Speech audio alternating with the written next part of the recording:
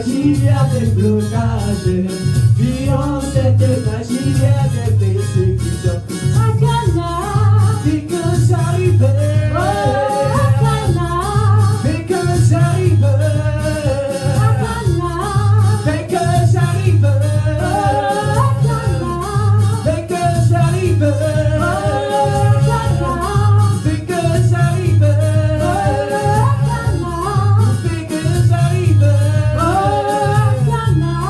dès que j'arrive, il faut nager, nager, nager de ta victoire, de ton travail, de ton mariage. Il faut nager, nager, nager. Il faut nager, nager, nager. Alléluia.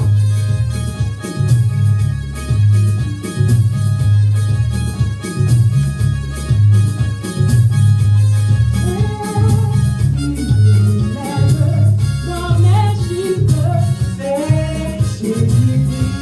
alléluia. Tu te bats pour moi dans mes luttes. Jésus-Christ. Tu as parlé, Jésus a parlé.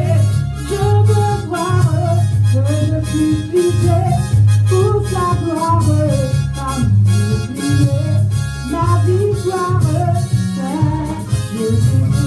Il a parlé, Jésus a parlé. Je veux voir que je puisse lutter pour sa gloire. Car mon bouclier, ma victoire, c'est Jésus. oh, il a parlé. Jésus a parlé. Je veux voir que je puisse lutter pour sa gloire. Car mon bouclier, ma victoire, c'est Jésus. Oh, il a parlé, Jésus a parlé. Je veux voir que je puisse lutter pour sa gloire. Car mon bouclier, ma victoire, c'est Jésus. oh, il a parlé, Jésus a parlé. Je veux voir que je puisse lutter pour sa gloire. Car mon bouclier, ma victoire, c'est Jésus-Christ. Alléluia. Tu vas te disposer là où tu es à recevoir les enseignements du Seigneur ce matin. Et c'est pourquoi je voudrais inviter chacun à la prière. Seigneur, notre Père, notre Dieu, je veux bénir ton nom ce matin. Je veux te rendre toute la gloire. Le moment est venu, notre Dieu, que tu nous parles. C'est pourquoi je te prie de disposer les cœurs ce matin et que ta parole transforme la vie de tous ceux qui vont l'entendre et qui vont l'écouter. Amen. Recevons bien-aimés le révérend Seigneur Thomas Jacob, le pasteur principal de la Église.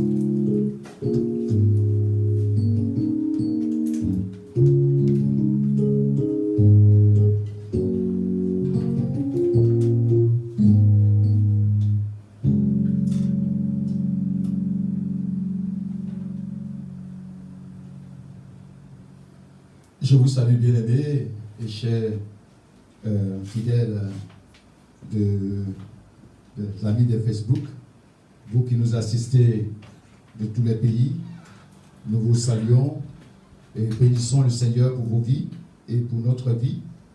Et nous sommes là en ce jour pour célébrer le travail, rendre grâce au Seigneur pour l'initiative du travail qu'il a accordé à l'homme.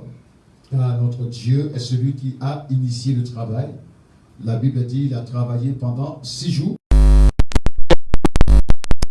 Reposer de toutes ses œuvres, dont il a inculqué à l'homme la notion du travail comme source d'épanouissement économique, comme source d'épanouissement financier, comme moyen pour se nourrir, moyen pour pouvoir à ses besoins. Il a mis Adam dans un jardin d'Éden afin que celui-ci puisse le cultiver. Non seulement dans sa définition, le travail est défini comme l'ensemble des activités humaines organisées coordonnée en vue de produire ce qui est utile. Activité productive d'une personne. Donc, le travail est défini d'abord ici, premièrement, comme tout l'ensemble de toutes les activités humaines organisées, coordonnées en vue de produire ce qui est utile. Utile à lui-même, utile, n'est-ce pas, pour la société et utile pour la nation. Donc, le travail est utile. Le travail est une bénédiction qui est très, très, très, très, très utile. Et c'est pourquoi nous devons rendre grâce au Seigneur pour le travail. Le travail est encore défini comme l'activité rémunérée qui permet la production de biens et services. Donc, le travail, c'est l'activité qui est rémunérée, qui permet de produire des biens et des services. Donc ici, dans toute cette définition-là que nous avons, nous découvrons que le travail est une bénédiction. Le travail est une bénédiction. C'est pourquoi le thème de notre prédication ce matin est intitulé « Le travail, une bénédiction ». Et nous allons nous servir du texte de Genèse chapitre 26, le verset 12. Nous allons nous servir du texte de Genèse chapitre 26, verset 12. Genèse chapitre 26, verset 12. Et nous allons faire la lecture. Genèse chapitre 26, le verset 12. Et je lis. Isaac s'aima dans ce pays, et il recueillit cette année le centuple, car l'Éternel le bénit. Il est dit ici que Isaac, fils d'Abraham, a travaillé. Et le travail qu'il a fait, c'était de s'aimer, d'apporter de la sémence ou d'enfouir de la sémence en terre dans son champ. Et la Bible dit que cette année-là, la cueillette a été vraiment abondante. Il a recueilli le centuple de tout ce qu'il a semé, 100 fois plus. Pourquoi? Parce que l'Éternel le bénit.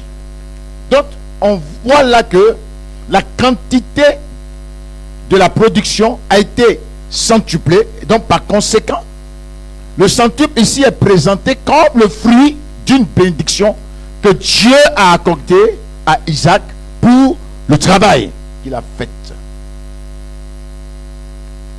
Donc, le travail est présenté comme aussi un facteur de production économique. La Bible affirme clairement que tout travail, normalement, procure l'abondance. La Bible, la parole de Dieu, affirme dans Proverbes, le chapitre 14, le verset 23, que tout travail, toute sorte de travail procure l'abondance. On va lire cela. Proverbes chapitre 14, verset 23.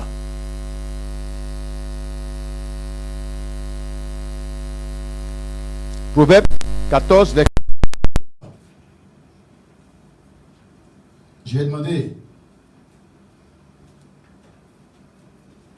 au vocationnaire Jean-Marie de nous faire la lecture. Lisons la parole de Dieu avec respect en Proverbe 14 à partir du verset 22-3. Tout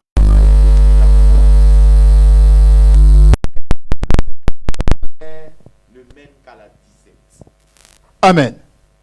Toute parole, tout travail procure l'abondance. Normalement, le travail que tu fais doit te procurer l'abondance. Le but, c'est-à-dire que la finalité de tout travail, c'est l'abondance dans la vie d'un individu, d'une personne. Si tu es cordonnier, ça doit t'apporter l'abondance. Si tu es plombier, ça doit t'apporter l'abondance. Tu es cadre, ça doit t'apporter l'abondance. Tout travail qu'un homme fait de ses mains a pour but de lui apporter l'abondance. Donc, est attaché au travail l'abondance. Donc, le Seigneur montre clairement que c'est par le travail que nous nous nourrissons. Dans Genèse chapitre 3, verset 19, il dit, c'est la sueur de ton front que tu tireras à manger. Donc, ça veut dire que c'est à la sueur du travail. C'est à la sueur du travail que l'on se nourrit. Dans 2 Thessaloniciens, le chapitre 3, les versets 10, verset 11, verset 12. 2 Thessaloniciens, chapitre 3, les versets 10, verset 11, verset 12. L'apôtre Paul essaie de ramener l'église de Thessalonique à la raison, car certains parmi eux, parmi les frères, parmi les croyants, se livraient au désordre. Ça veut dire que ces personnes refusaient de travailler sur le prétexte que Jésus va bientôt revenir. Alors donc, ils ont cessé de travailler et ce qu'ils faisaient maintenant, comme ils étaient oisifs, ils s'invitaient dans la maison des autres, mangeaient la nourriture des autres, et puis encore, ça donnait au commérage et créait des divisions dans l'église. L'apôtre Paul dit que celui qui ne veut pas travailler ne doit pas aussi manger. Celui qui ne veut pas travailler ne doit pas aussi manger. Lorsque nous voyons les paraboles des talents et des mines, nous voyons que Jésus met l'accent sur la promotion des bons ouvriers et sur le châtiment infligé aux mauvais serviteurs. Et le bon ouvrier, c'est ceux qui ont travaillé et qui ont produit, puisque au travail est attachée la productivité. Le travail produit des richesses.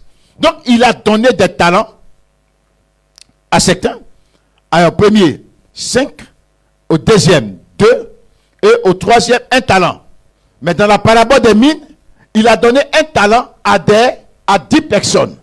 Et il est ressorti que tous ont travaillé. La plupart ont travaillé et ont multiplié ce que le Seigneur leur avait donné.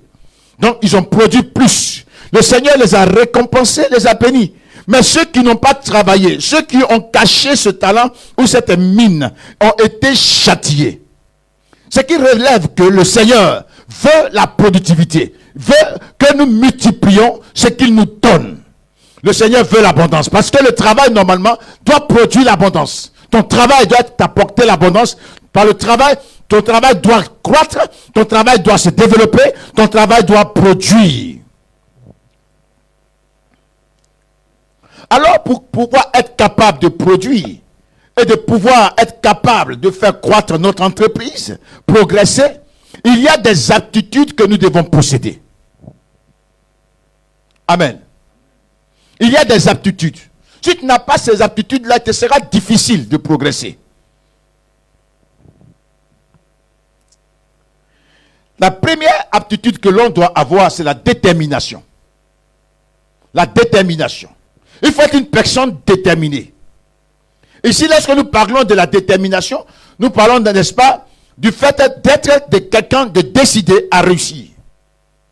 Nous voulons faire référence à la décision et à l'engagement à réussir qu'une personne a en lui. Donc, être déterminé, c'est être décidé à réussir dans ton travail. Ou être fermement résolu à réussir dans le travail qu'on fait. Sans détermination, il ne peut pas avoir de croissance. Il faut que celui qui travaille soit déterminé à réussir, soit déterminé à progresser. Si tu veux qu'il y ait croissance, qu'il y ait abondance, il faut que tu sois déterminé à réussir. La détermination est importante. Dans Job, le chapitre 22, verset 28, il a dit, c'est à tes résolutions que répondra le succès. Ça veut dire que si tu es déterminé, à ta détermination répond le succès. Ça veut dire que tu réussiras dans ton travail si tu es déterminé à réussir. Nous devons chercher le succès et nous devons chercher à réussir.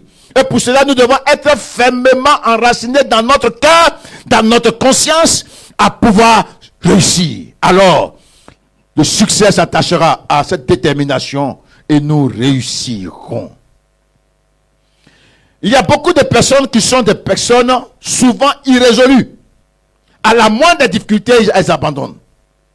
Par exemple, le cas de Jean-Marc, dans Actes du chapitre 15, versets 36 à 41, qui a suivi Paul et Barnabas dans sa première mission et les a abandonnés en cours de route. Et après que les apôtres soient revenus avec le succès escompté et qu'ils ont commencé à rendre témoignage de ce que Dieu a fait le rapport de leur mission, qui était vraiment favorable et qui était vraiment apprécié de tous, lorsqu'il décidait de retourner, Jean-Marc a décidé encore de les suivre. Oui, il y a des personnes qui ne vont jamais au bout de ce qu'ils font, mais ils veulent profiter des résultats de ceux qui ont été déterminés jusqu'au bout pour en recevoir des bénéfices. Paul a dit non, cet homme-là ne nous suit pas parce qu'il nous a déjà abandonnés. On voit cela dans Actes chapitre 15, verset 36 à 41 et le chapitre 13, verset 13. Ces personnes ne vont jamais jusqu'au bout et abandonnent en chemin. Elles n'ont pas de foi dans la réussite. L'apôtre Jacques, dans son épître, le verset 1, le chapitre 1 du moins, c'est verset 5 à 8. Voilà ce qu'il dit. Il dit que celui qui manque de la sagesse, qui la demande avec foi, sans douter, et elle lui sera accordée. Mais celui qui doute est un homme irrésolu. Il est comme, n'est-ce pas, les vagues de la mer emportées par le vent. Il y a beaucoup de personnes irrésolues. Leur engagement n'est que des flammes de paille. Ça s'allume un coup comme ça, puis ça s'éteint. Ça ne va pas jusqu'au bout. Ces personnes ont des difficultés à réussir. Parce que la détermination n'est pas vraie.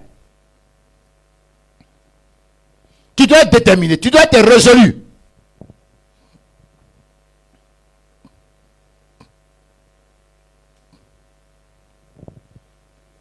Il faut éviter de prendre des résolutions aussi dans la chair.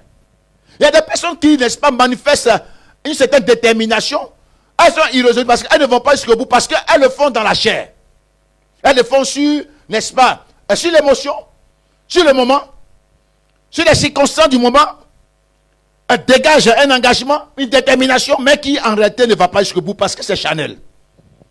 Dans 2 Corinthiens chapitre 1, verset 17, l'apôtre Paul parle, n'est-ce pas, des décisions charnelles.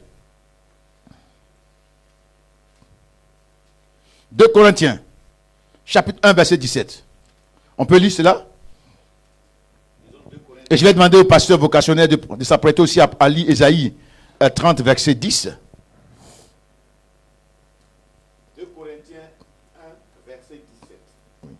Est-ce que, en voulant cela, j'ai donc usé de légèreté, ou bien mes résolutions sont-elles des résolutions selon la chair, de sorte qu'il y ait en moi le oui et le non? Voilà. L'apôtre Paul pose la question, est-ce qu'il s'est vraiment précipité à prendre des résolutions? Ou a-t-il pris des résolutions avec légèreté? Si ce n'est pas le cas, alors il nous montre ici de quoi est marquée une résolution faite avec légèreté. Il dit c'est marqué d'un oui et d'un non à la fois. On ne peut pas être d'un oui et d'un non. On est oui, ou c'est non, et c'est non. Donc quand on est quelqu'un de résolu, quand il dit oui, il va jusqu'au bout. Il ne dit pas oui, après dit non, oui, et puis après non. Quand il y a des oui et de non, et de oui et de non, alors c'est que c'est une résolution prise à la légère. Certaines personnes sont irrésolues. Ésaïe, le chapitre 30, verset 10, ça nous dit qu'il ne faut pas prendre des résolutions sans d'abord avoir la vie du Seigneur. On peut lire cela? Ésaïe 30, verset 10. Ésaïe chapitre 30, verset 10. Oui. Que disent aux voyants? Ne voyez pas. Et aux prophètes? Ne nous prophétisez pas des vérités. Dites-nous des choses flatteuses. Prophétisez des chimères. Je continue. Tu vas m'excuser, André, que c'est mélanger des choses.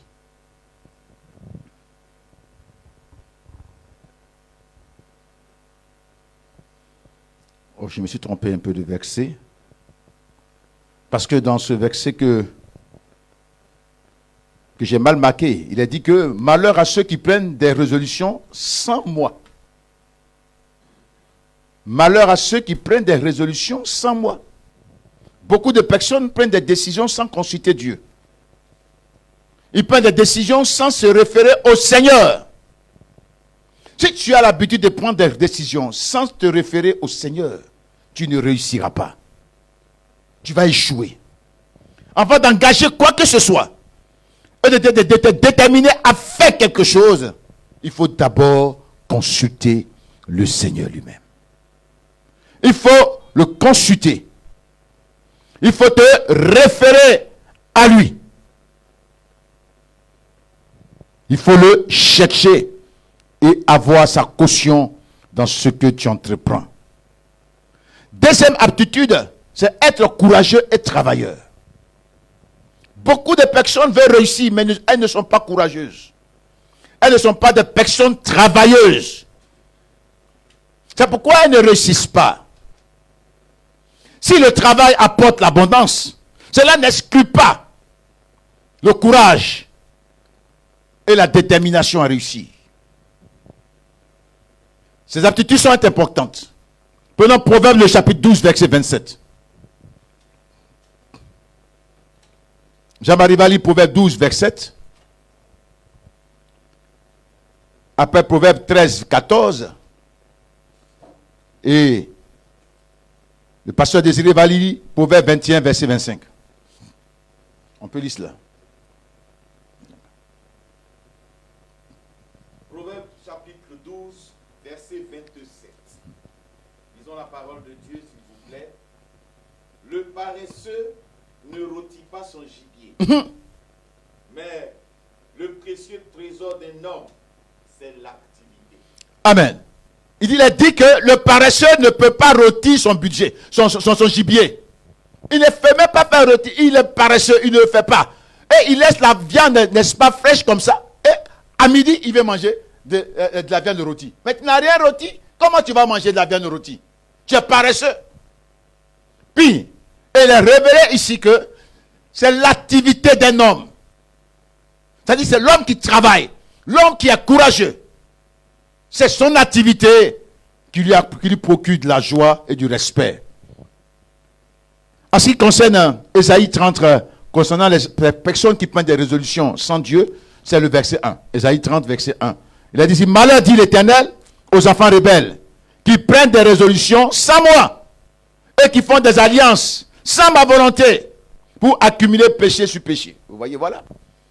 Donc, nous continuons sur le deuxième point. On va lire le chapitre 13 des Proverbes, le verset 14. Proverbe chapitre 13, verset 14.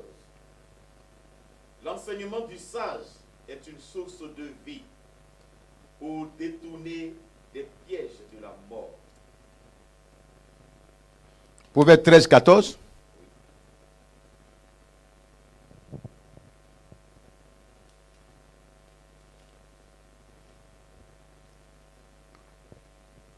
Prenons Proverbe 21, 25.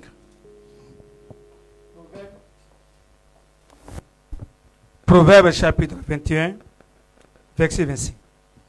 Les désirs du paresseux le tuent, parce que ses mains refusent de travailler. Voilà. Amen. Les désirs du paresseux le tuent.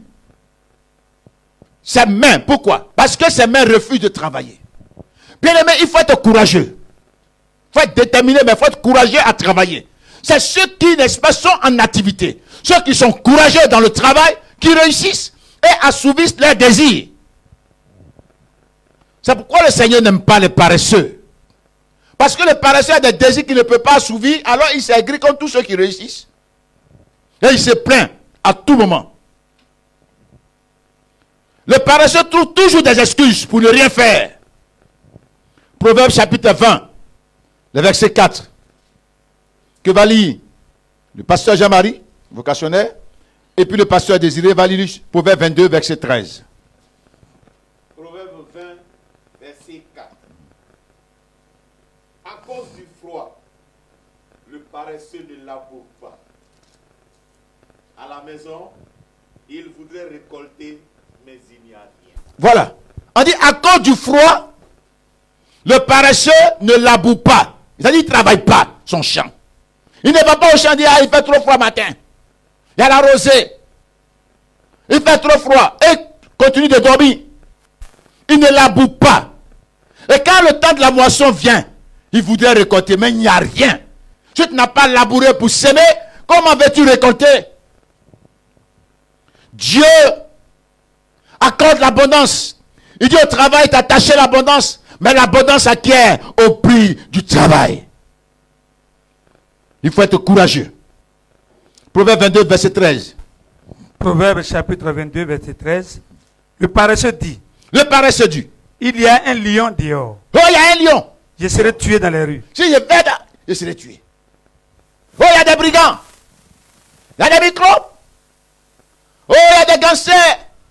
Il y a l'insécurité. Donc, ils ne sont pas pour travailler.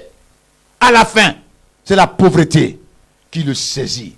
Le paresseux trouve toujours des excuses pour ne rien faire. Parfois, mes enfants des excuses. Moi, je veux les grandes choses. Je veux avoir telle chose. Mais il faut commencer par ce qui est petit pour avancer. Tu ne peux pas être à la fin. Comment tu vas avancer? Tu sais ce qui est dit à la fin. On commence par ce qui est petit. Le paresseux toujours veut des grandes choses sans se donner les moyens pour les acquérir. Il n'aime pas travailler. Il est paresseux. Prendre soin de son travail et l'entretenir procure la prospérité, dit la Bible. Proverbe 24, verset 27. Que va lire le pasteur vocationnaire de Boulay-Désiré et le pasteur vocationnaire Jean-Marie va lire le chapitre 28, verset 19 de Proverbe. Proverbe 24, Verset 27. Proverbe chapitre 24, verset 27 dit ceci. Soigne tes affaires au dehors. Mets ton champ en état, puis tu bâtiras ta maison. Voilà. Il dit, prends soin de tes affaires dehors. Mets ton champ en état. Et puis tu bâtiras des maisons. Bien aimé, si tu prends soin, tu es courageux, tu prends soin de tes entreprises. Tu t'y mets de tout ton être, tu travailles à bien les présenter. Elles vont te procurer, n'est-ce pas, de la richesse. Et tu pourras te construire des maisons. Proverbe 28, verset 19. Proverbe 28, 19. Celui qui cultive un champ est rassasié de pain, mais celui qui poursuit des choses vaines est rassasié de pauvreté. Oh bien-aimé, celui qui entretient son champ, celui qui entretient son entreprise, celui qui prend à cœur le travail qu'il fait, s'y engage, travaille avec ardeur, sera rassasié de nourriture. Il aura du pain en abondance pour manger. Mais celui qui court après des futilités sera appauvri. Il faut travailler. Troisième aptitude importante. C'est pareil pour nous qui sommes dans le ministère. C'est pareil pour tous ceux qui travaillent à leur propre compte. C'est pareil pour tous ceux qui travaillent dans l'administration. Troisième aptitude, la sagesse et l'intelligence. Voici encore une attitude importante pour réussir. La sagesse est un concept utilisé pour qualifier le comportement d'un individu, souvent conforme à une éthique. Ça veut dire que la sagesse fait référence au comportement, à la manière de te comporter en société. Et ce comportement n'est pas un comportement qui se fait comme ça, mais qui est basé sur des valeurs morales. C'est basé sur des valeurs morales. Et ces valeurs morales-là, quand on les cite, il y a la tempérance, il y a la prudence, il y a la sincérité, il y a le discernement, il y a la justice, il y a la vérité. Toute sagesse est une attitude, un comportement qui exprime des valeurs morales. Quand nous prenons Psaume 36, verset 3, qui va lire le pasteur de Boulay, et Jean-Marie va lire, le pasteur Jean-Marie va lire le chapitre 37, verset 30, et le chapitre 51, verset 6.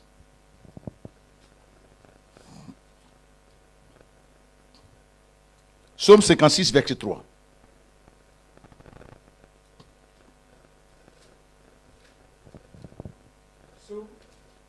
Chapitre 56, verset 3. Il dit ceci. Psaume chapitre 56, verset 3. Tous les jours, mes adversaires me harcèlent. Ils sont nombreux. Ils me font la guerre comme des hautains. Oh, 36, hein? Oh, viens m'excuser. 36, verset 3 à 4. Il a dit, car il se flatte à ses propres yeux pour consommer son iniquité. pour assouvir sa haine. Les paroles de sa bouche sont fausses et trompeuses. Il renonce à agir avec sagesse à faire le bien. Ça veut dire que celui qui est insensé, qui est fou, ça donne au mensonge, à la flatterie, à l'iniquité et au mal. Mais celui qui est sage agit en faisant le bien. Faire du bien, c'est de la sagesse. Mais faire le mal, c'est la ruse et c'est la méchanceté. Psaume 37, verset 30. Psaume 37. Et le vocationnaire désiré va s'apprêter à lire 51, verset 6. Psaume 37, verset 30. Oui. La bouche du juste annonce la sagesse, La bouche du juste annonce la sagesse. et sa langue proclame la justice. Et sa langue proclame la justice. Dans la sagesse, il y a la justice. On ne peut pas être sage en accomplissant ou en sémant l'injustice. L'injustice est un manque de sagesse. Mais la sagesse est marquée par des valeurs morales de justice. 51, verset 6. Psaume, chapitre 51, verset 6. J'ai péché contre toi seul, et j'ai fait ce qui est mal à tes yeux, en sorte que tu seras juste dans ta sentence, sans reproche dans ton jugement. Continue. Voici, je suis né dans l'iniquité, et ma mère m'a conçu dans le péché. Mais tu veux que la vérité soit au fond du cœur. Fais donc pénétrer la sagesse au-dedans de moi. Dis Amen. La vérité, c'est la sagesse. Celui qui marche dans la vérité et qui tient un langage de vérité est un homme sage. Mais celui qui ment et qui ruse est un faux. Il manque de sagesse. La sagesse s'appuie sur des valeurs morales. Elle s'appuie aussi sur un savoir raisonner. Sur le savoir raisonner. La sagesse s'acquiert par l'instruction de la parole de Dieu. Comment acquérir la sagesse? Par l'instruction de la parole de Dieu, tu peux acquérir la sagesse. Mais la sagesse aussi est présentée comme un don que Dieu fait à l'humanité, aux hommes. Dans Exode, le chapitre 36, verset 1, il y a l'exemple de Bexali. On peut lire cela. Donc Dieu a rendu sage et intelligent, afin d'être capable de faire toutes sortes d'ouvrages. On va lire cela. Exode chapitre 36, verset 1. Oui. Bethsalel et Oliab et tous les hommes habiles en qui l'Éternel avait mis de la sagesse et de l'intelligence pour savoir et pour faire exécuter les ouvrages destinés au service du sanctuaire. Amen. En qui le Seigneur avait mis de la sagesse et de l'intelligence. Donc on voit ici la sagesse donnée par Dieu, comme un don que Dieu offre à quelqu'un. Donc la sagesse comme don. Il y a le cas, n'est-ce pas, de Salomon, en qui Dieu a mis la sagesse. Dans 1 Roi, le chapitre 1.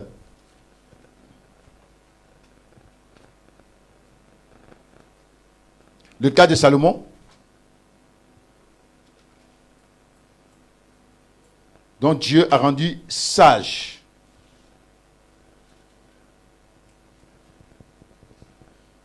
On voit cela 2 Rois chapitre 4 verset 29, où on parle de la sagesse que le Seigneur a donnée à Salomon. Il était plus sage que tous les sages d'Égypte en son temps. On peut lire cela? 2 Rois chapitre 4 verset 29. Et Élisée dit à Géasi. Oh oui, mais c'est 1 Roi. C'est un roi. Oui, 1 Roi chapitre 4.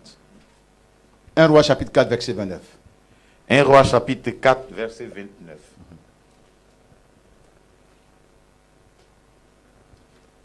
Dieu donna à Salomon De la sagesse, la sagesse. une très grande intelligence Une très grande intelligence. et des connaissances multipliées comme Et le des sable connaissances multipliées comme le sable qui est au fond de la mer. qui est au fond de la mer. Dieu donna à Salomon de la sagesse. Donc la sagesse est un don que Dieu fait. C'est pourquoi ce n'est pas lié à l'expérience de la vie ou à l'âge. Quelqu'un peut être très jeune, mais Dieu peut le rendre plus sage. Salomon avait 21 ans, il était le plus sage. Il avait une connaissance vraiment inestimable que les vieillards de son époque. Cette sagesse n'était pas liée à ses expériences à lui, mais c'était un don que Dieu lui avait fait. Il y a la sagesse qui s'acquiert par la connaissance de Dieu, par l'instruction de sa parole. Quand tu lis les Écritures, tu t'attaches à la parole de Dieu, elle te rend sage. Amen. On acquiert la sagesse par la prière, comme Jacques l'a dit, dans Jacques chapitre 1, versets 5 à 7. Si quelqu'un manque de la sagesse, qu'il la demande à Dieu. La sagesse permet de fonder, de bien créer, de bien bâtir. Si tu manques de sagesse, tu ne vas pas bien bâtir. Bien aimé, s'il y a plusieurs communautés chrétiennes qui ont disparu, c'est parce que les fondements sont mauvais. Si on a bâti avec du sable, ça va s'écouler. Mais si celui qui est sage prendra les meilleurs matériaux pour bâtir, la sagesse permet de bâtir. On voit cela dans Proverbe le chapitre 3, verset 19, et Proverbe 24, verset 3. On peut lire cela?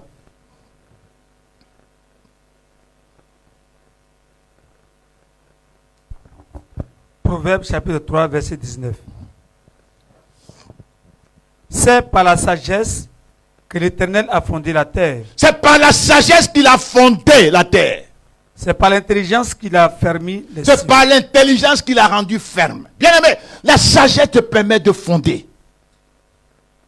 Proverbe le chapitre 24, verset 3. Proverbe 24, verset 3. C'est par la sagesse qu'une maison s'élève C'est par la sagesse qu'elle s'élève. et par l'intelligence qu'elle s'affermit. Oh, bien aimé, si tu veux que ton entreprise progresse, s'élève, il faut être sage. Si tu veux que ton entreprise soit ferme, inébranlable, quels que soient les vents et marées, et quelles que soient les circonstances qui peuvent prévaloir dans notre planète, dans notre monde, même capable d'emporter les entreprises, ton entreprise subsistera. Pourquoi? Parce qu'elle est affermie par l'intelligence. La sagesse est importante si on veut prospérer. L'intelligence est importante si on veut progresser en tout. L'intelligence, qu'est-ce que c'est? C'est la faculté de connaître, de comprendre. C'est la qualité de l'esprit qui comprend et s'adapte facilement. L'intelligence te permet de comprendre les événements. Ça te donne même le discernement. Ça te permet de t'adapter aux différentes circonstances qui arrivent ou d'adapter ton entreprise aux différents vents qui soufflent. Celui qui manque d'intelligence ne pourra pas s'adapter. Ça va disparaître. Mais celui qui est intelligent saura s'adapter à chaque circonstance et son entreprise prospérera. On a besoin d'intelligence. Et demandons à Dieu de nous donner cette faculté de comprendre, cette faculté de raisonner correctement, d'apprécier, d'évaluer, de juger et d'adapter notre entreprise aux circonstances actuelles. On a besoin de sagesse et d'intelligence pour prospérer dans nos entreprises, pour prospérer dans nos commerces. L'intelligence et la sagesse viennent de Dieu. Si on demande au Seigneur, il va nous les donner. Jacques dit que celui qui manque de sagesse, qu'il la demande au Seigneur. Qu'il la demande sans douter et il le sera accordé. Dieu veut que ses enfants soient sages et intelligents pour progresser. Nous allons aborder la deuxième partie, les actes qui procurent la bénédiction de l'Éternel. Amen. Ça veut dire quoi? Bien aimé, quand tu as l'aptitude qu'il faut pour prospérer, mais il y a des actes aussi qu'il faut poser qui vont permettre à ce que Dieu te bénisse. Il y a des actes qui amènent Dieu à bénir les gens. Et il faut connaître ces actes-là.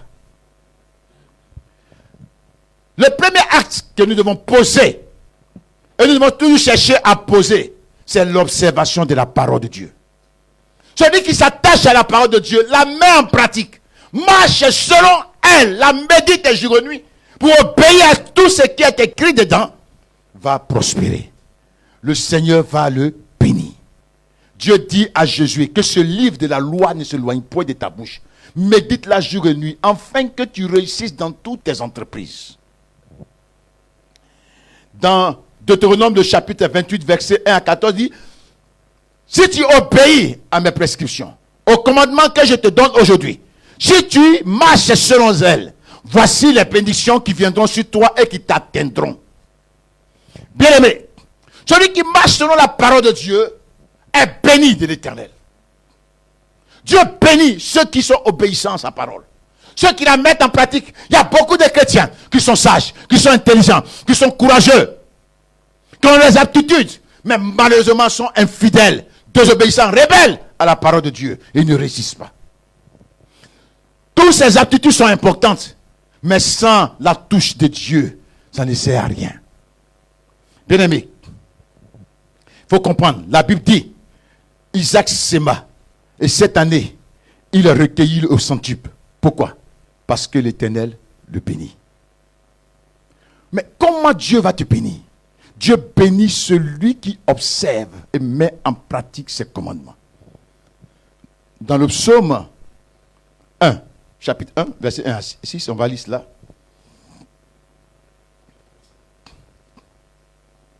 Psaume chapitre 1, verset 1 à 6.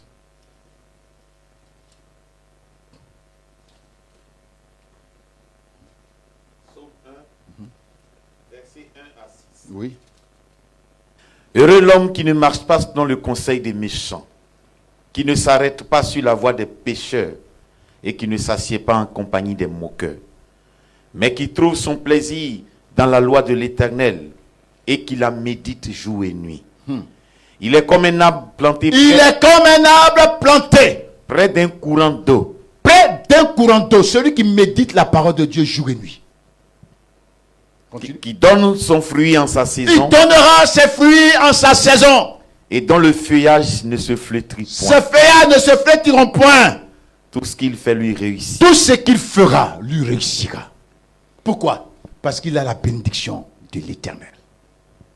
Bien-aimé, la mise en pratique de la parole de Dieu nous procure la bénédiction. Ça mène Dieu à nous bénir. Deuxième acte à poser, c'est la fidélité dans les dîmes et les offrandes à l'Éternel. Dans Malachie chapitre 3, versets 8 à 12, Dieu reproche à Israël sa trahison de ce qui n'apporte pas la dîme et les offrandes et que sa maison soit appauvrie. Le Seigneur leur dit de changer de voie et de revenir à lui, d'apporter à la maison du trésor les dîmes et les offrandes, afin qu'il y ait de la nourriture dans ma maison.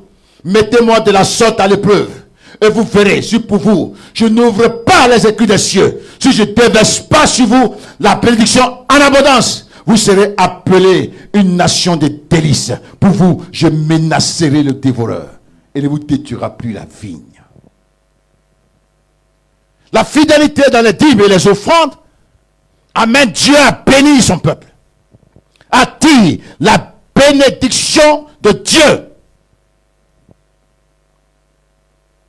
Troisième acte, c'est la bienfaisance envers les pauvres, les orphelins, les veuves et les immigrants. La bienfaisance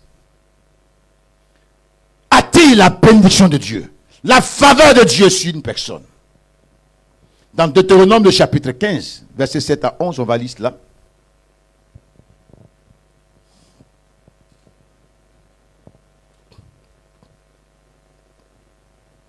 On peut lire cela? Deutéronome chapitre 11, versets 15 à 16.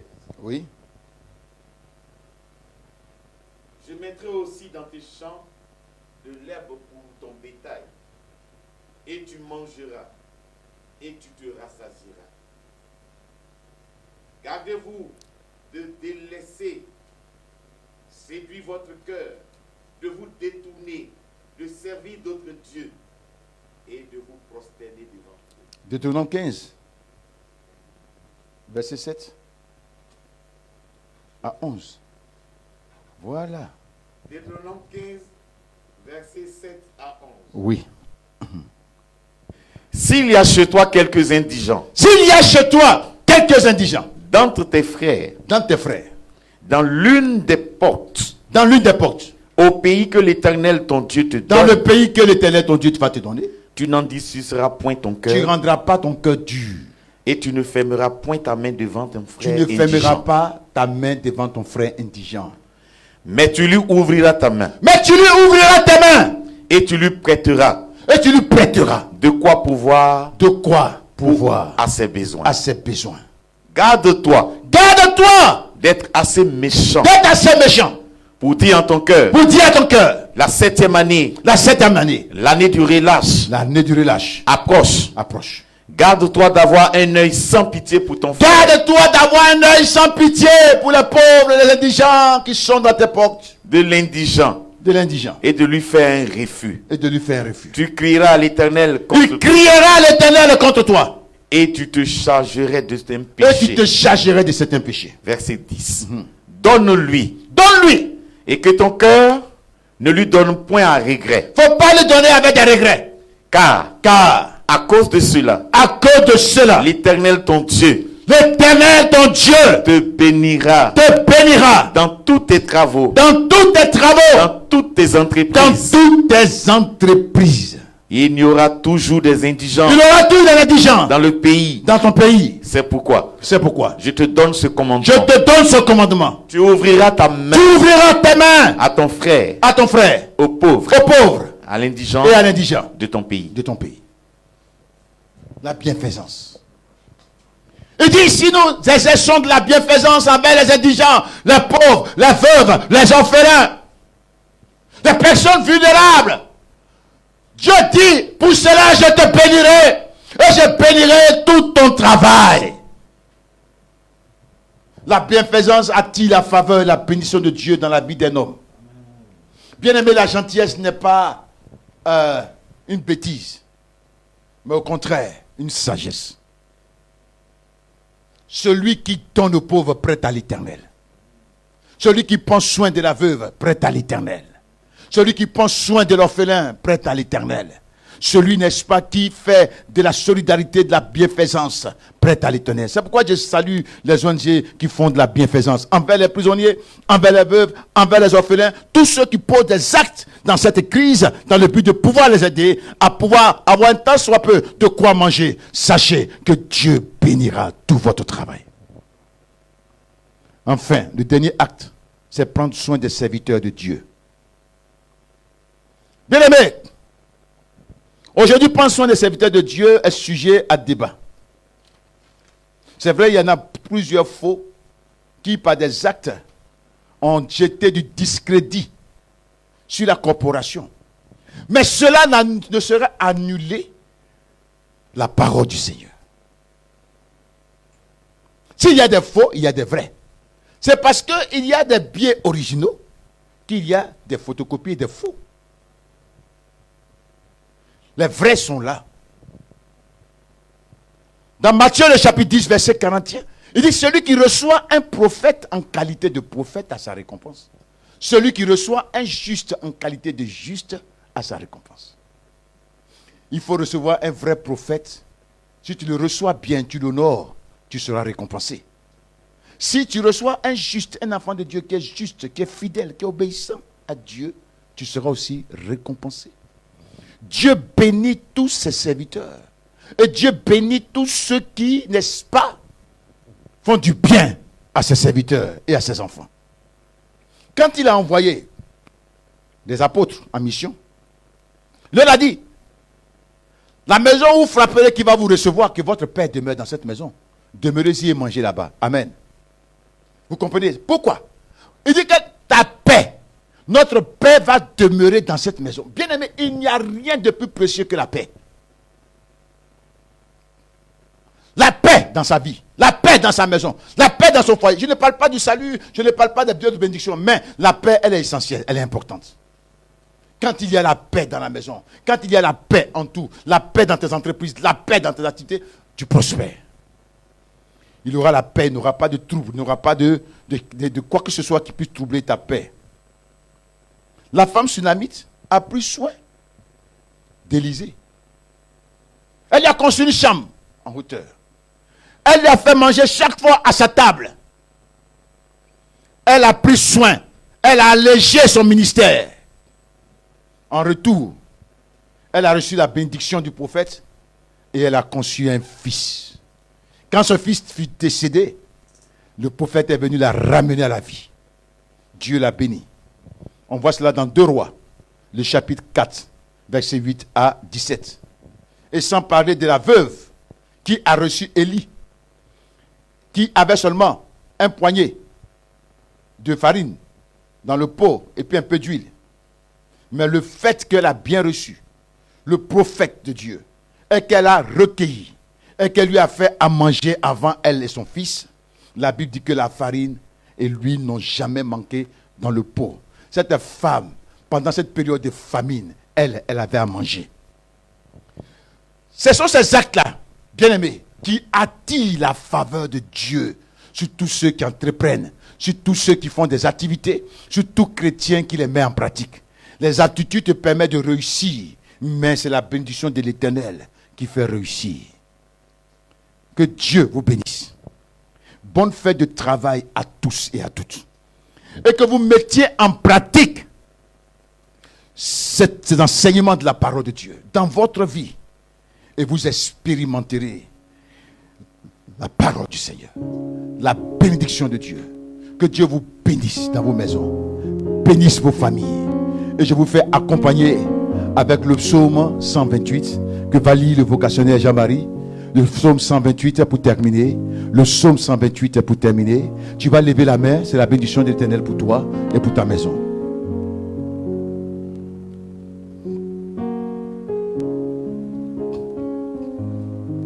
Bien-aimés frères et sœurs, lisons le psaume 128 avec tout le respect que mérite ce psaume de Dieu. Heureux tout homme qui craint l'Éternel, qui marche dans ses voies. Tu jouis alors du travail de tes mains. Tu es heureux, tu prospères. Ta femme est comme une vigne féconde dans l'intérieur de ta maison. Tes fils sont comme des plants d'olivier autour de ta table. C'est ainsi qu'est béni l'homme qui craint l'Éternel. L'Éternel te bénira de Sion et tu verras le bonheur de Jérusalem tous les jours de ta vie. Tu verras les fils de tes fils. Que la paix soit sur tout Israël. Que la paix soit sur votre maison, sur toutes vos familles. Amen.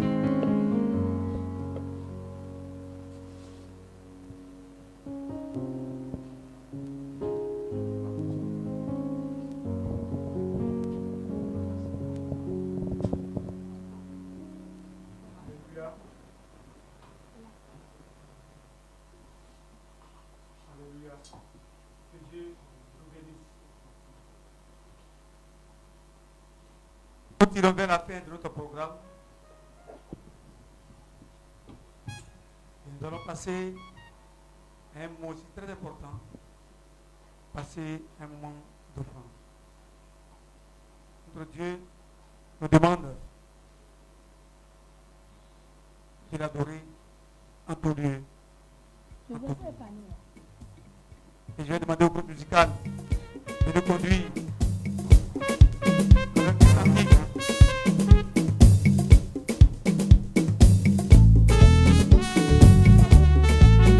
Elle va nous conduire.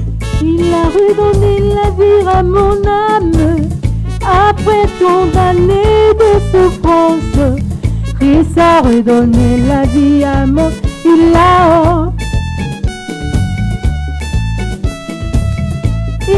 redonné la vie à mon âme après tant d'années de souffrance. Christ a redonné la vie à mon il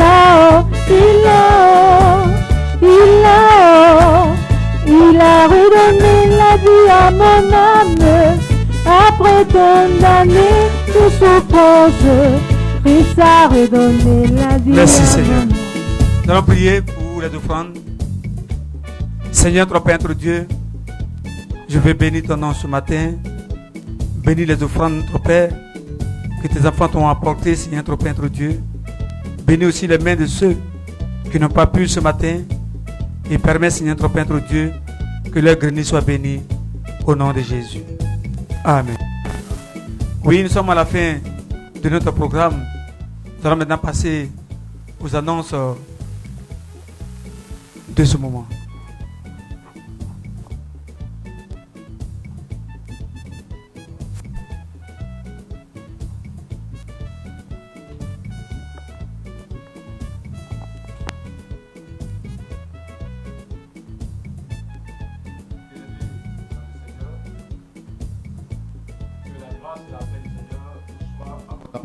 Donné. En ce qui concerne les annonces, nous venons de finir notre culte, nous finissons notre culte de travail. Nous aurons le culte de l'ascension pour célébrer la montée de Jésus au ciel. Et après, nous aurons la semaine de la Pentecôte qui débutera du 25 jusqu'au 29. Et puis le culte de la Pentecôte le 30. Que le Seigneur vous bénisse, qu'il vous accorde sa paix. Suivez-nous. On a eu quelques retards et quelques problèmes techniques et de la connexion. Mais par la grâce de Dieu, nous allons résolver cela. Et nous voulons vous encourager à respecter les mesures sanitaires. Ayez vos masques. Quand vous sortez, vous revenez. Lavez-vous les mains régulièrement. Payez des antiseptiques pour vous permettre, n'est-ce pas, de nettoyer les mains. C'est pour votre bien et le bien-être de vos familles et le bien-être de vos voisins et ceux avec qui vous échangez. Cela est vraiment très important. Respectez les mesures sécuritaires et nous croyons et soyez pleins d'espoir et d'espérance en l'Éternel notre Dieu de savoir que cette pandémie est vaincue. Est vaincue et bientôt la vie reprend son cours. Que la grâce et la paix du Seigneur vous soient accordées. Je tiens debout pour la prière finale. Nous te bénissons, notre Dieu. Nous te rendons toute la gloire pour ce moment, ce culte. Seigneur, nous t'avons célébré, toi, le Dieu vivant et vrai. C'est toi qui as initié le travail. Et en ce jour de célébration de cette activité, de ce travail, nous voulons, notre Dieu, tourner vers toi pour te dire merci. Merci parce que tu bénis le travail de chacun. Tu étends ta main pour leur accorder l'abondance, la prospérité et le succès. Donne-nous d'être observateurs et pratiquants de ces principes que nous avons appris, notre Dieu, dans la prédication. Donne-nous de le mettre en pratique, de mettre en pratique ces vérités, à posséder les aptitudes qu'il faut et à poser les actes qui attirent ta bénédiction dans nos vies. Bénis toutes ces familles, que la nourriture ne manque pas dans les maisons. Que tu bénisses l'œuvre de leurs mains, que la prospérité les accompagne. Que dans leurs allées et venues, que tu sois leur gardien, leur protecteur. Que la paix de Dieu demeure sur toi. Que l'Éternel tourne vers toi sa face qui te fasse du bien. Qu'il te bénisse et te garde contre cette contagion au nom de Jésus-Christ. Qu'il te protège contre tous ceux qui s'élèveront contre toi. Que toute langue forgée contre toi soit sans effet. Toute âme forgée contre toi soit sans effet. Toute langue qui s'élève contre toi soit condamnée. Que la paix de Dieu, que l'amour de notre Seigneur Jésus et la communion du Saint-Esprit soient avec vous et vous accompagnent. Amen.